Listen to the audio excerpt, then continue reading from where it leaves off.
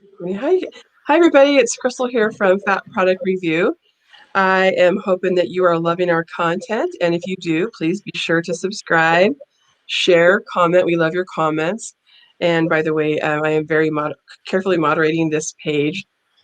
If any fat phobics, fat shamers, and trolls show up, so try not to make it a horrible place for fat people. We want it to be a place where you enjoy coming to read the content, so you don't get bombarded the world. Really excited today to have Dr. Nancy Ellis Ordway here. She's going to talk with us about her book. She's an author, and I love the cover of her book because on the cover of her book, she's smashing the scale, which we all know we all need to do. So, welcome, Dr. Ellis Ordway. Thank you for having me. Tell everybody about the title of your book and how they can find out more about your book. It's Thrive at Any Weight, Eating to Nourish Body, Soul, and Self-Esteem. And there is an interesting story about the cover photo that I was not prepared to have any influence about that. I've been told that authors generally don't have any control over the cover, but they did ask me if I had any ideas, and I said, yes, absolutely I do. In August of 2018, the Association for Size Diversity and Health had their semi-annual conference in Portland, Oregon. And I was at the conference, but at the end of the Sunday afternoon, after most of us had left to go to the airport, Lindley Ashline, who's a positive photographer, did this wonderful photo shoot of 4 women smashing scales. I remember that, yeah. So when they asked me, I said, yes, I want to smash the scale, and I know exactly where I can find a picture to use. And so I got in touch with Lindley, and she gave us permission to use her wonderful photo, and they designed the cover around it. So that was very exciting. Also, 2 of the women who were involved in the photo shoot had been on a panel with me at the conference. So it's just like it all kind of came together and makes me happy. I actually have an 8x10 of this photo framed in my office because I like it so much. Yes, we love Lindley. She's so amazing. She's an amazing activist. So, who did you write your book for? And I also, if you're okay with it, I'd like to talk a little bit about self-esteem in a little bit. I know it can be a very ethereal topic, but who did you write your book for?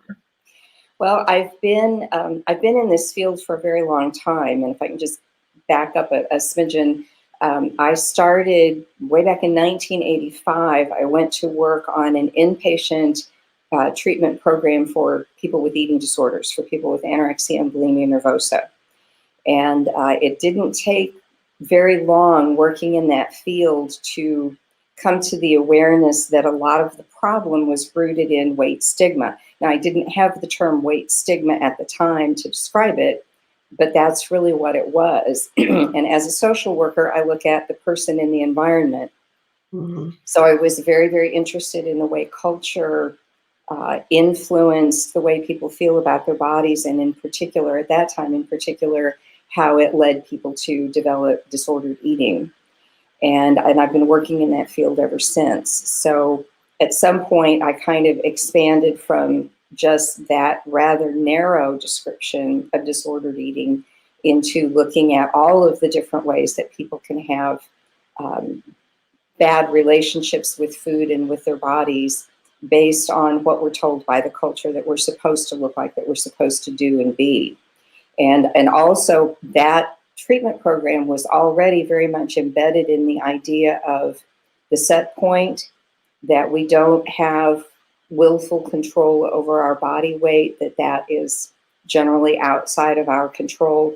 And then in order to suppress body weight below the set point, basically you have to have an eating disorder.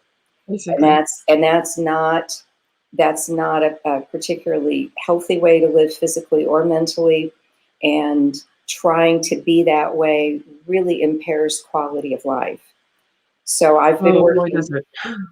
So I've been working for years and years now in the therapy field with not only people with diagnosable eating disorders, but with people with all ranges of disordered eating and body image dissatisfaction. And so at some point I thought, I'm seeing people make such huge improvements in their quality of life. Is there a way to reach more people? So I started trying to gather all of that information together into a book so that people can access that information without necessarily having to live where I live. Right. Yeah. Wonderful. I forgot to mention, let's talk about your website and your Facebook page in case people want to go and check it out. Sometimes people don't listen to the very end of the interviews, so I like to Okay. get this at the beginning. So tell everybody how to find you. I know it's on Amazon. I do have a Facebook page called Dr. Neo, after my initials, and I use it specifically to repost things that have to do with health at every size and body positivity and anti-diet ideas. I'm not really technologically skilled, so it's not as bright and shiny as some people's pages are. And my website, similarly, is the website for my practice, but I also have information on there about the book, and it's neomsw.com. Very cool. Thank you.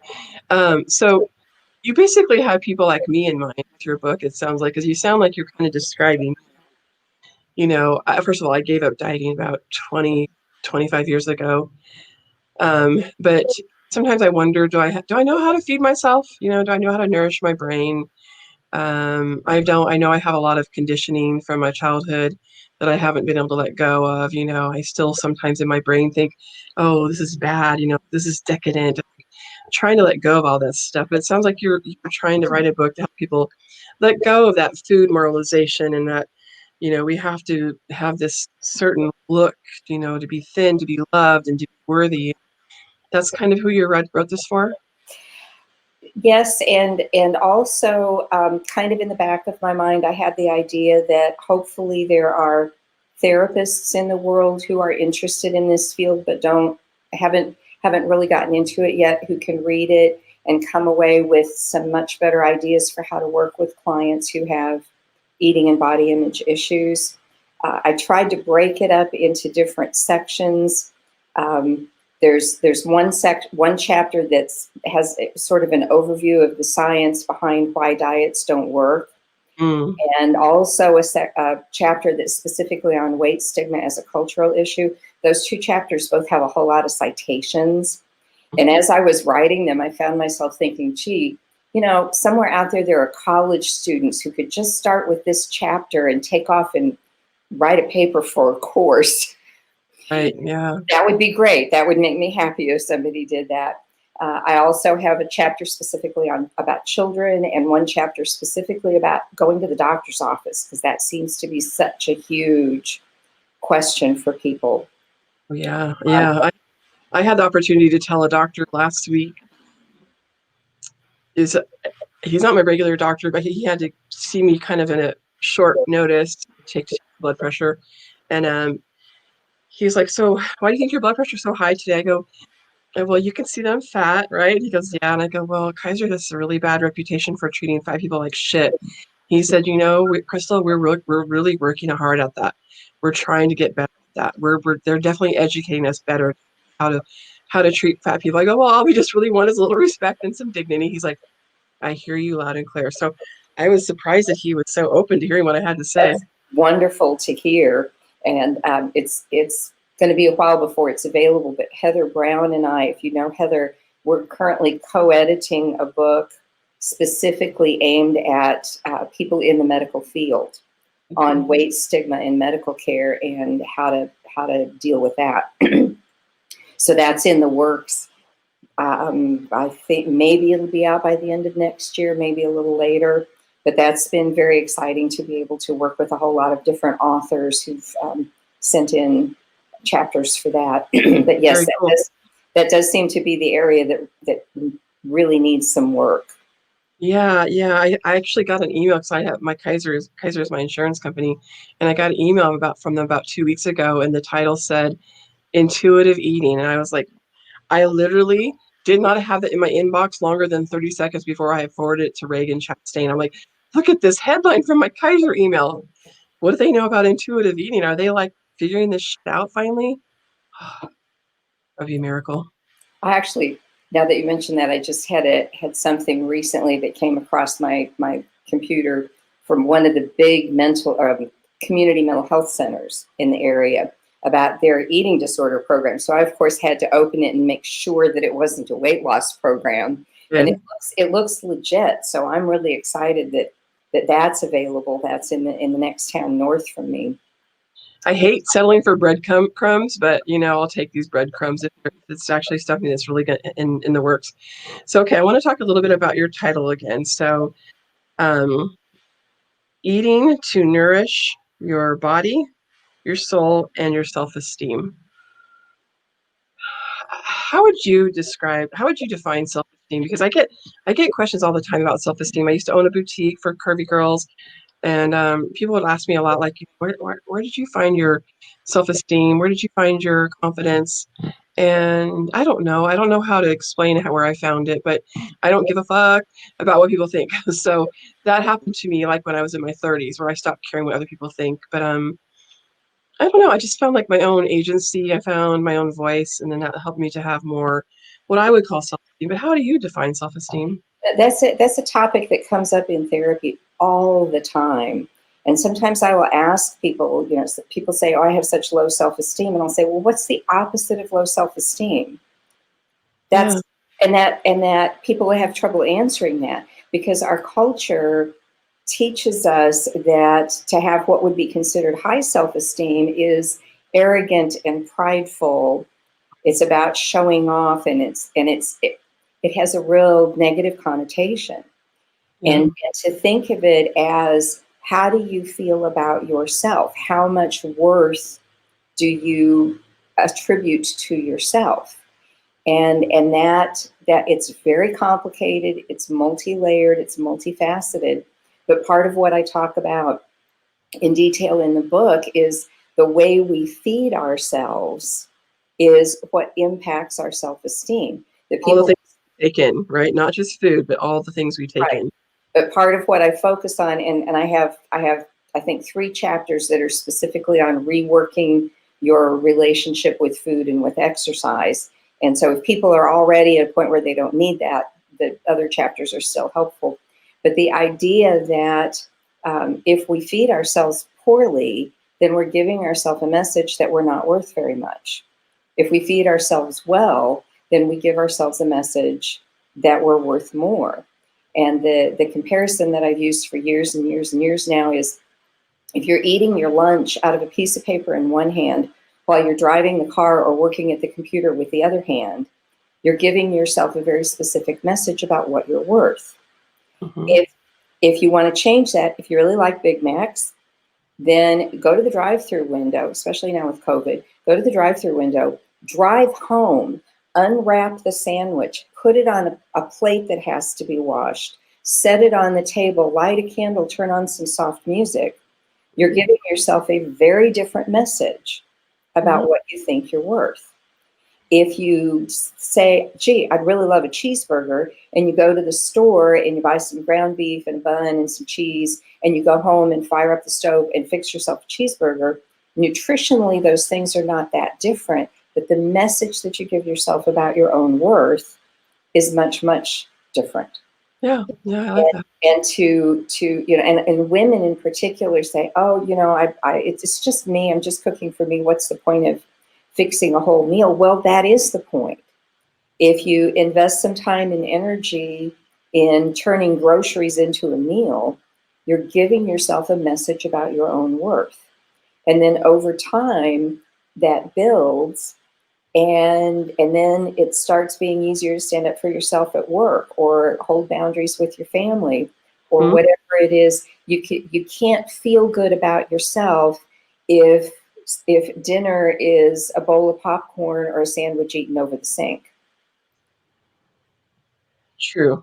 True that. And I always say I try to, when it comes to actually food that's feeding myself with food, I try to feed my brain because I have my job. I'm an electrologist. So I spend a lot of time focused on people's hair, so very fine. Anyway, I just kind of stopped thinking about what's going to give me enough energy, what's going to make me feel really good for a long period of time. And I know these things because I'm 53 almost. I know things that peanut M&Ms, for example, we were talking about before the show started. They're lovely. They're a wonderful invention. They give me a lot of energy for a long time over like a chocolate candy bar. And so I learned things like, and also they make me smile. They're beautiful and they're colorful, and I appreciate how beautiful they are. And I just can take more time with them. For some reason, it just feels different to me. I feel like it's still a special treat, but also it nourishes in a lot of ways, right? It nourishes me visually, and it nourishes my brain and my body. But I do appreciate the idea that you're going to actually take some time with, even if you're just eating McDonald's, if you take the time to make a presentation about it, kind of changes the message, right? So you're not telling yourself, I'm just eating food. You're eating a meal. It's a meal of fast food, but not eating so quickly. It's And more elegant.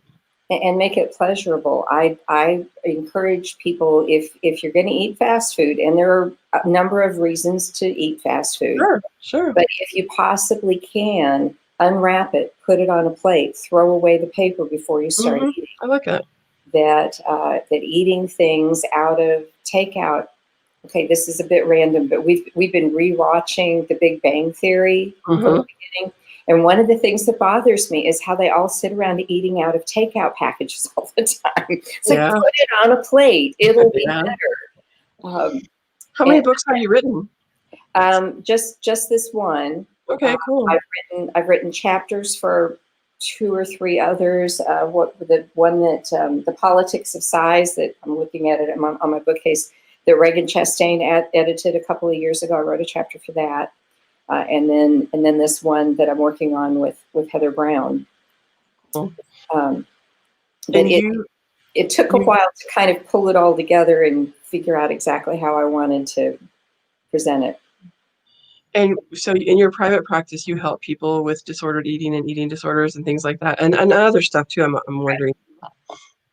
Um, So yeah, I'm in a small town, so in order to have a successful practice, I have to do more than just eating disorders. But then the other thing that happens is how often I see somebody who comes in who presents with depression and anxiety. That's what they're here for treatment for. And in sort of the screening questions, I routinely ask about appetite. And Hmm. sometimes then it's like, whoa, there we go. We've got a whole bunch of other stuff going on, because if you're not feeding yourself, if you're not taking good care of yourself with the way you nourish your body, how can you be in a good mood? I mean, that sort of thing affects all kinds of other parts of our lives. So sometimes, even working with depression and anxiety, we end up talking about normalizing eating and putting enjoyment back into food, and uh, accepting health as multifaceted and multi-determined. And of course, this time of year, going into January, I'm going to start hearing lots more about, I got to get healthy in the new year. And I say, oh, let's talk about what that means. How are you How did going to define that goal? how did you become aware of the Haze movement? Do you remember? Um, well, part of it was the book, The Dieter's Dilemma, which is now sadly out of print, which was one of the first things that I read when I went to work on the eating disorder unit in 1985.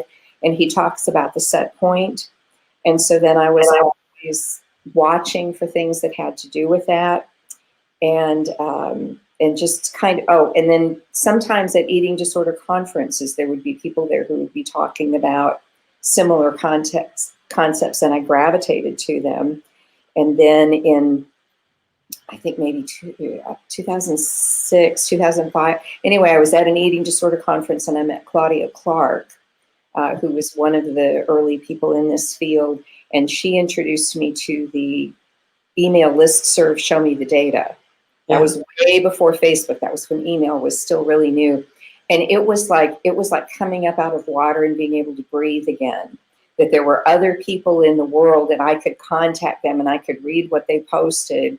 And then, of course, the Show Me the Data listserv then eventually turned into the Association for Size, Diversity, and Health. So I've kind of been in on that part of it from early on. And I see that you did a talk with NAFA, which we love. NAFA is such a great organization. They've been around for 51 years now. And our friend Tigress is now one of the I don't know what her title is, but she's kind of running things this. I think she's a director now. I think so, yeah, she's so amazing. So I saw that you did a talk with them. I have to go watch it on YouTube because I don't remember seeing this one go by. But you talk about how weight stigma benefits, like basically public policy.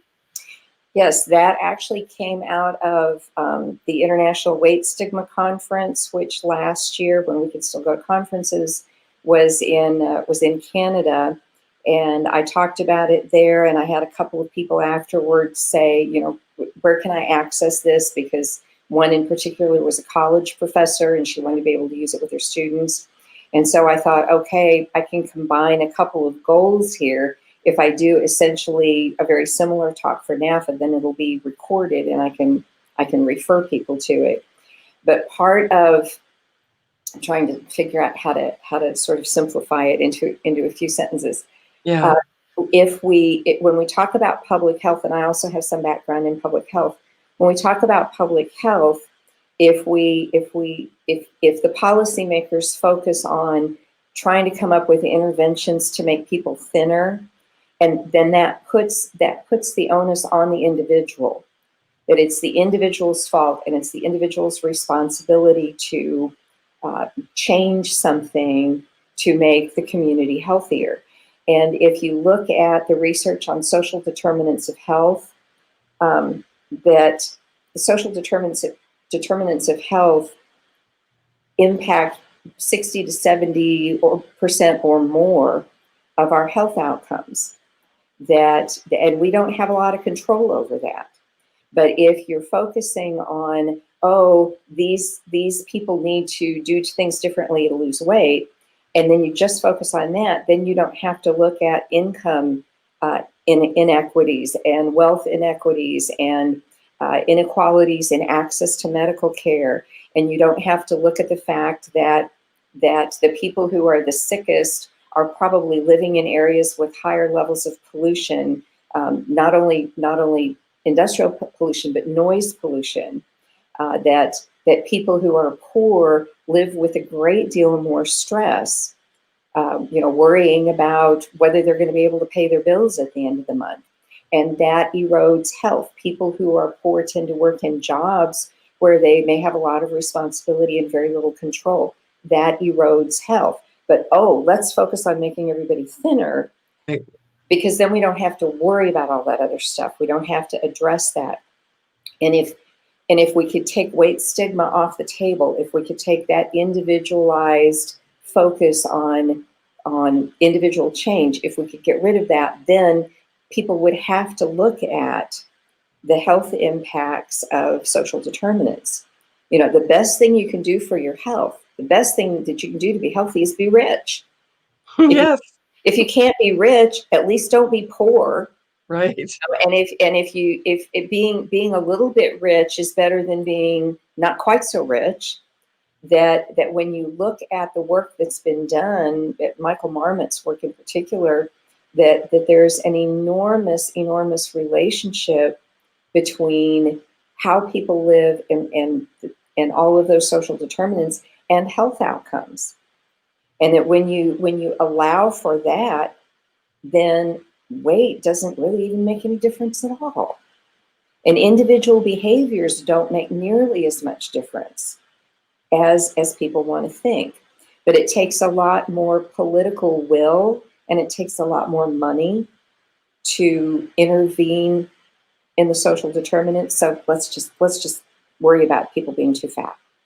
And I've noticed too, like in my own community, a lot of times we take stuff on ourselves. For like one example I can think of is like when you go to Kaiser and they don't have chairs for you, and the people go, well, I need to go on a diet. I can fit into their chairs. No, Kaiser needs to have chairs that fit all of us. Or if they don't want fly places because they don't think they can fit into the seat. And I say, well, Southwest Airlines will give you a free ticket. And they go, oh, well, I should just lose some weight. And I'm like, no, it's their fault. They built the airplane so small. It's not our fault that our bodies are larger. They should build things that accommodate us. Because when you don't, it's very fucking stressful to know you're going to a doctor's office and there's no chair for you, or you go on a flight to a funeral and you know you're not going to fit in the seat. That's them creating that, not us. But we take it on, like we internalize it. That's what breaks my heart. And Part of it is just as I get older, I'm not willing to put up with shit. But part of it is I'm still operating with a certain amount of thin privilege in the world, and I pay attention to, and I will say something that if I'm at a doctor's office and there's no chairs, I'm likely to point that out. I had a really interesting experience. This was 2 or 3 years ago that I had gone to a medical. It's a large medical group that I was picking up something at a doctor's office, and they were opening their new surgery center, and they were having a big open house, and there was somebody who was coming around telling everybody, and they had cookies. So of course I had to go because they had cookies. And so I got there and I did the tour, and then the manager came up to me and said, how did you like it? Did you have any comments? And I said, well, I do have a comment. Your scale is right out in the middle of an intersection of two hallways. People who have eating disorders are going to find that very triggering. And she said, oh, I never even thought about that. We'll have to find someplace else to put the scale. It's like, when? Yeah, good for you. I have on occasion been a bit ruder about where people have their scales. That one had a good outcome. But, I routinely refuse to get on a scale except at my annual physical, just to make a point. There are things like that, and that's where thinner allies can be really helpful, because a thin person can get away with that with a lot less pushback, and thin people don't have to be so guarded when they're at the doctor's office. So there are lots of little ways like that we can push back against weight stigma and the ways that it plays out. One of the metaphors that I use is a tugboat. If you think about great big ocean liners and they can't really maneuver into port, so the little bitty tugboats go out and they just bump and they bump and they bump, and over time they change the direction of the ocean liner. We can all be tugboats. It's cool. I like that. I like that metaphor. And while I'm on that subject, another thing that people can do to sort of help the movement is, not everybody likes to buy books. Not everybody likes to read. Not everybody has the money to buy books. But everybody can contact the local public library and suggest books for purchase. Because when you go to the library and you see the whole long rack of various and sundry approaches to weight loss, then how nice is it if Joy Cox's book is in there, or if Lindo Bacon's book is in there, or if my book is in there, that everybody can do that. We can all call the library. I do that every time a new book comes out. I get online and I request it, even if I'm going to buy my own copy. I want my good discipline. Library to have it. Good idea. I should do that whenever I see a new book too. I should just get on the phone or get on their website and do that. It's a great. Remind the people who are watching your show that's something that everybody can do. And request that they carry Nancy's book at your library. Nancy, tell us again the title of your book, and I know we can find it on Amazon, right? But also on your website.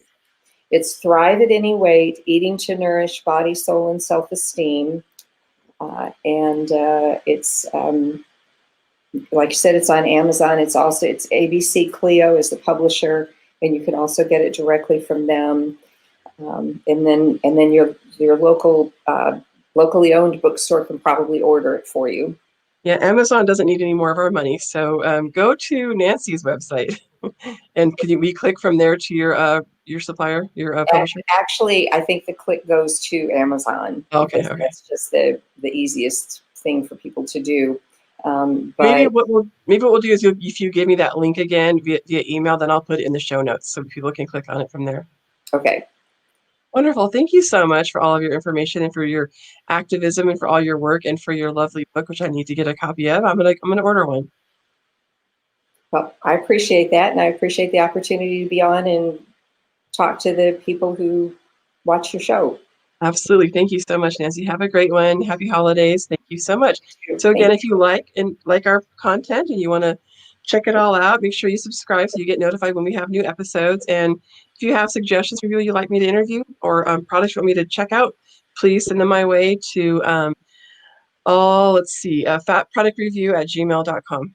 Thank you, Nancy. Take care, everybody. Bye. Thank you. And